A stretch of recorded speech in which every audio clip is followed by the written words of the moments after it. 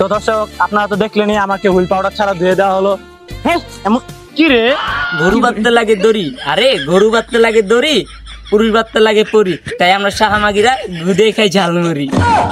এই ভিডিওটি শুধুমাত্র বিনোদনের জন্য, তাই সবাই সিরিয়াসলি নেবেন এবং শেষ পর্যন্ত দেখবেন। सैयारा तू तो बदला नहीं है, सैयारा तू तो बदला गया, मौसम बदला नहीं है।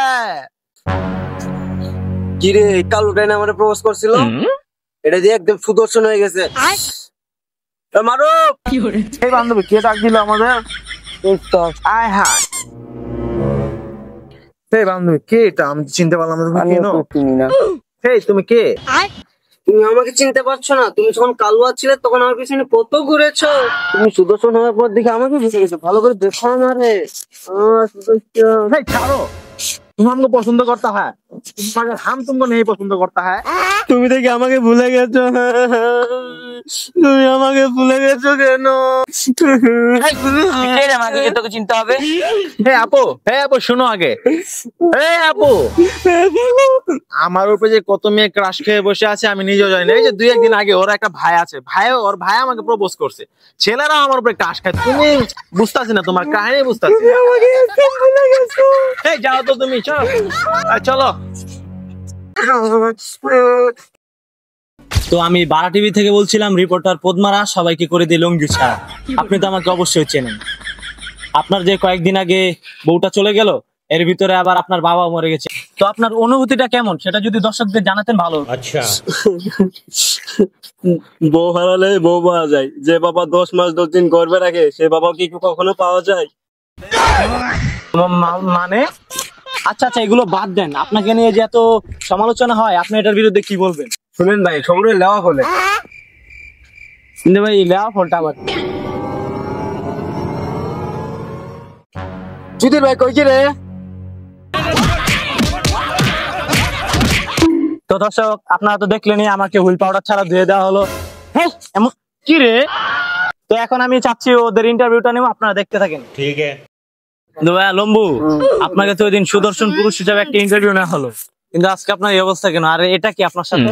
এটা আমার ফ্রেন্ড শাহামেকি।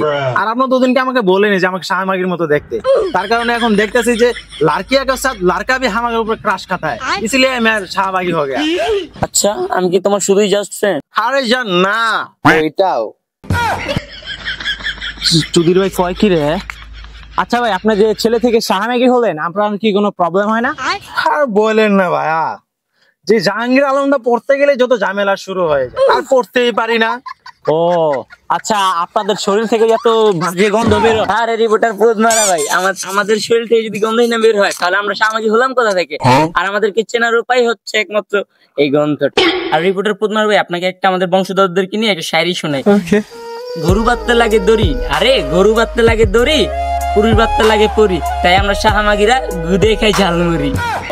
আর আপনারা যে ছেলে থেকে মেয়ে হলেন, এর জন্য কি আপনাদের ট্রলের শিকার হতে হয় না? কি বললেন ট্রোল করার কথা? এটা তো প্রতিনিয়ত আমাদের সাথে ঘটে। যে একটা ইউটিউবার আছে না, ওমর ওয়ান ফায়ার নামে, ও প্রতিনিয়ত আমাদেরকে নিয়ে ট্রোল করে।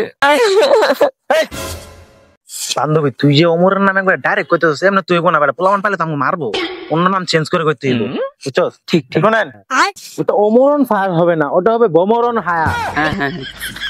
এমনি বলতে হবে। ও আচ্ছা, আপনারা শাহামেগিরা হয়তো ওমরকে পচানোর ট্রাই করছেন, তাই তো? আপনি বুঝতে পারছেন সাংবাদিক ভাই? এটা বোঝার প্রধান কারণটা হলো আমি ওমরন ফায়ার অনেক বড় একটা ফ্যান, বুঝেছেন? আর আমি আপনাদেরকে এবার দেখাচ্ছি।